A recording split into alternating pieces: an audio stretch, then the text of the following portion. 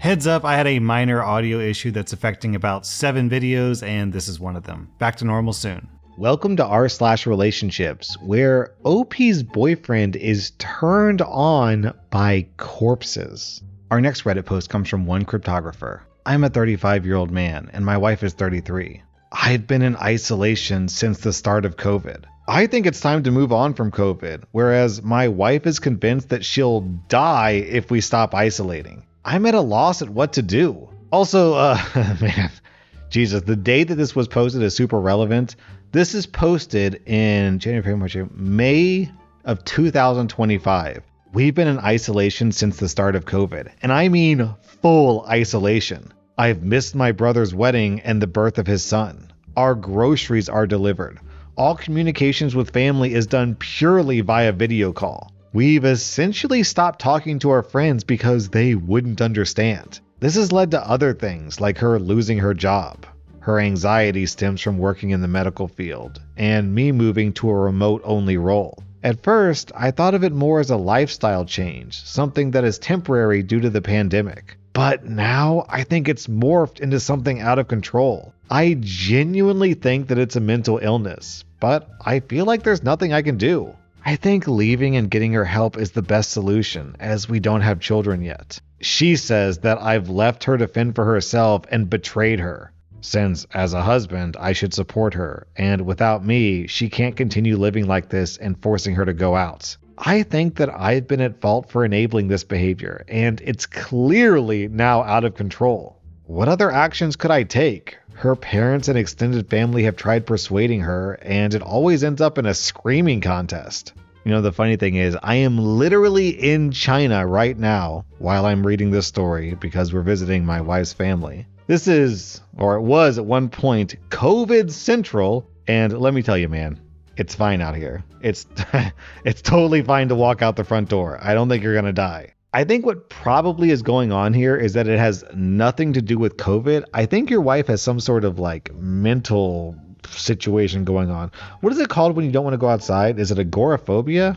I think that's what it is. So I think she just has some, anxiety disorder that makes her not want to go outside, and she's just, fully bought into it. So unless you want to spend the next 20 years of your life in that one building, I recommend you move on, my friend, or at least get your wife some professional help. Also, down in the comments, someone asks OP, do you mean leaving as in leaving her home alone while you resume normal activities? Or do you mean leaving the relationship as in divorce? And OP says, if I leave her at home while I go outside, then in her mind, that's divorce because I'm bringing the outside in. All right, yeah, this lady's got actual real medical conditions and she needs a therapist. Oh, it is called agoraphobia. Other people are pointing that out as well in the comments. I got it right. Our next Reddit post is from Throwaway Alice. I'm a 24-year-old woman, and I just found out a horrible secret about my fiance, a 27-year-old man. How do I confront him? We've been together for 3.5 years. Everything's been great. In fact, I would say it's the healthiest relationship I've ever had. He's been caring and sweet, just a little introverted. We've never had any serious arguments at all. But around 2 days ago, he fell asleep with his phone on. He has it set to never lock. So I decided to take a peek, not really expecting to find anything, but now I feel really stupid for it. I found that he collects videos and pictures of dead bodies, both men and women. He even has several playlists on YouTube ranging from funerals to autopsies. They're perfectly organized. None of it is over-the-top violent, but it's all post-mortem. I'm talking about hundreds of these photos and videos. At first, I tried to blame it on his grief and the fact that he suffered way too many losses, nearly his entire family. However, these albums and playlists have titles with very inappropriate undertones. OP clarifies that some of these titles and images are explicitly sexual in nature. And these are titles that he wrote. And then I also found that he bookmarked 2 pages, both of which display pictures and stories of deceased people. Again, with very obviously sexual or romantic intent, and even explicitly so for the stories. I'm struggling to remember exactly what I saw because I was in shock, but I think the title's being kind of like Dead Beauties or Dead Hotties. He's never been violent or expressed any kind of sadism towards me or anyone else that I know of. He has spoken before about how he finds funerals and death to be quite peaceful and something he finds beauty in. But I never saw this as strange considering what he's been through. Now, I'm not sure what he meant by that. I'm honestly upset, but I haven't been able to really gather the courage to confront him about this. I mean, I'm so confused. I never saw anything like this before. If anyone could offer me guidance on how to bring this up to him, I'd appreciate it. Thank you. I don't know, OP. Worst case scenario is he's a freak wannabe murderer turned on by death, wants to murder girls and have his way with him. Best case scenario is he just has I guess you could say harmless in the sense that he isn't actively harming anyone, but still has a clear fetish that he isn't going to act on. But is that really the type of guy you want to be with? Either way? So if I were you, I would cut your losses and run. Our next Reddit post is from Throwaway in a Pickle. I'm a 29-year-old woman and my fiance is a 44-year-old man. That is a 15-year age gap, by the way. If it's relevant, I don't know. We'll see, I guess. We moved to a certain race-dominated town, and my fiance is acting odd. Where do we go from here? My fiance and I moved here 3 weeks ago for his new job. I'm so proud of him for this. I helped him during the interview process, shaved his beard, lined it up, and gave him certain things that I used when I worked in an office. I picked out his clothing, etc. We were excited about the opportunity. Although I'd be 2 hours from my family and friends, we thought that it would be a great start. Plus, the pay is amazing. Now, my issue is I'm Black, Caribbean, and my fiance is white Canadian. This new city is primarily white. I've gotten way more stares here in the last 3 weeks than I have in my entire life. For example, I was driving to pick up my son from school, and this lady almost crashed her car, breaking her neck, staring at me. This other gentleman in his car beside me at a red light, again, kept staring at me. Just today, I had an older man I saw sitting on his porch leave his porch to walk 4 houses down, where I parked my car waiting for my son's bell to ring, to walk next to my car and peep inside. Whether my fiance wants to admit it or not, I'm being stared at like I'm some kind of new species of human. I started to notice when my fiance and I go grocery shopping. He says, let's separate. Let's get separate but equal groceries. He says, let's separate and meet up when it's time to pay. Odd, I thought, but I let it go. We went to Winners and it was the same thing. He said for us to separate. Then again at an antique store, we were getting a lot of looks and he literally just disappeared. Like, I didn't even know how long he was going to be gone while I was talking to myself before I turned around to see him gone. He claimed he told me that he was going to the washroom, but definitely did not. I know that his job is very important in this town, and he did mention that everyone at this job is all Caucasians. Not a single person of them are any other race. So now I have this gut feeling that he doesn't want them to know that I'm Black because he's afraid they'll think of him differently. That's why when we're out, he wants to be apart. I brought this up to him, but he said that he just felt like I was being clingy lately. But yet, yesterday we visited old friends and he was all over me, just like he usually is. I feel like this is grounds for a breakup because clearly he's uncomfortable about being seen with me in public, which makes me extremely self-conscious and just sad. I feel pretty much even more alone.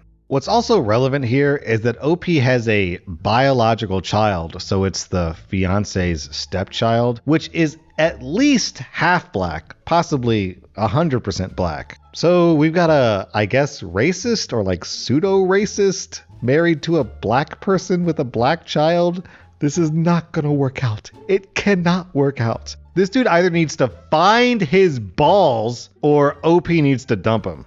Our next Reddit post is from Snoobeans. So I'm a 24-year-old woman, and I've been with my boyfriend, who's 25 for 3 years, and we just moved in together not that long ago. But recently, something happened to me that I'm trying to recover from, which my boyfriend did nothing to try to help me. 2 weeks ago, we went over to his sister and brother-in-law's home for a visit, and as we were leaving, their next-door neighbor's large pit bull was outside after escaping from the fence. It wasn't closed all the way, and bit my arm badly. I'm currently in recovery and taking some time off work as I ended up with injuries from it, and I can't use my right arm. My boyfriend's reaction through all of this is what had me pissed. The attack happened out of nowhere, and I barely had time to process it. Pretty much my back was facing away from the house, so I didn't see the dog coming out of the fence. All I know is we heard and saw him barking at us when we left his sister's house.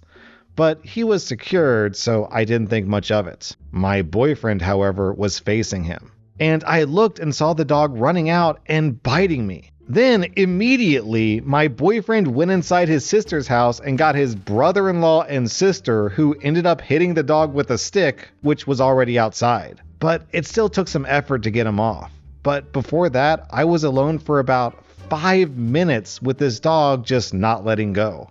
I couldn't get him off me. Now, I'll get to why I'm upset with my boyfriend, because I knew that he was outside with me when it first happened. He was the first person I looked for and yelled for when the dog wouldn't let go, and I was in the worst pain I've ever experienced. Afterwards, when I got home from the hospital, I asked him why his brother-in-law had to do what he could have done himself. And he admitted to me that he freaked out and didn't want the dog to bite him next, and said that he was scared of blood and didn't know what to do. Honestly, this kind of made me cringe to hear and made me mad, because it's like, you're a grown man running away and you could have helped me. I'm not by any means saying that it's my boyfriend's fault. The dog attacked me. But I think that if he would have acted quicker to get the dog off me, it would have helped me out. After he told me all this, I kind of started looking at him differently. I can't help it. 2 days after that, I went to go sleep in my parents' house and haven't went back because I'm not sure how I feel about him anymore. So I just need time to think.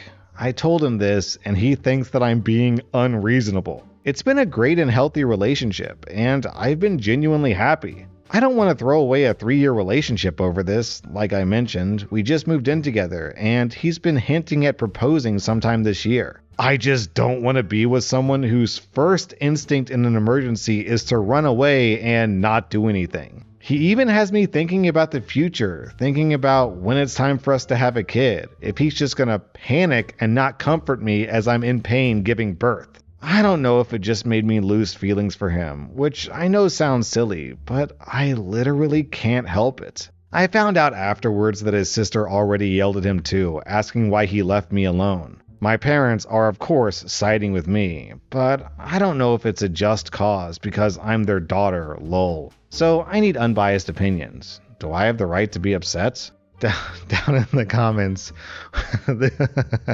we have this story from Alba Gall. When I was 20 years old, one evening my boyfriend and I came home. I got out of the car first and there was a frog in front of me. I got scared and screamed, and my boyfriend ran into the car, closed the door, and shouted from inside, "Honey, what's wrong? What's wrong?" Today, as a divorced woman, I regret marrying him. Yeah, man, there's no coming back from this. We can't, not everyone is an action hero, right? Not everyone is Batman. You can't expect every boyfriend/husband to Hulk out and punch a mugger in the face or body slam a dog necessarily. But you can at least expect them to stick around and help, right? To try to help you get out of that situation, not to run away and abandon you. It's like that old joke. You don't have to outrun a bear. You just have to outrun the other guy that you're running with. There's just no coming back from this. If a guy would leave you to die, then the relationship is over. That was rSlash/relationships, and if you like this content, check out my podcast where I publish the exact same episodes. Also, hit that subscribe button because I put out new Reddit videos every single day.